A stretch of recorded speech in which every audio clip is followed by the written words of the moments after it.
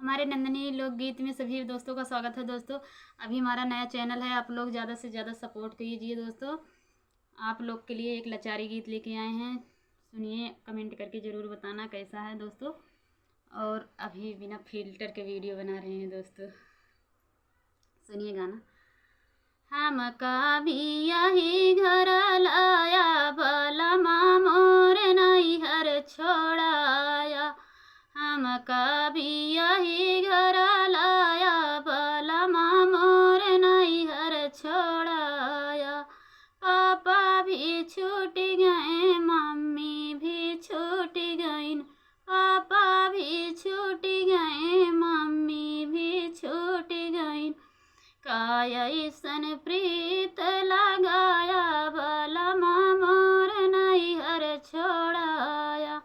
कायसन प्रीत लगाया, बलमा मोर नैहर छोड़ाया।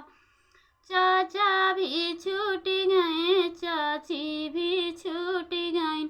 कायसन प्रीत लगाया, बलमा मोर नैहर छोड़ाया।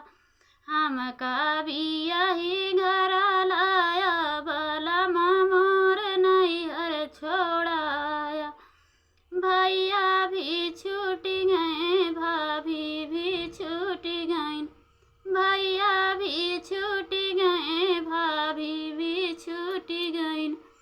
कायसन प्रीत लगाया, बलमा मोर नैहर छोड़ाया।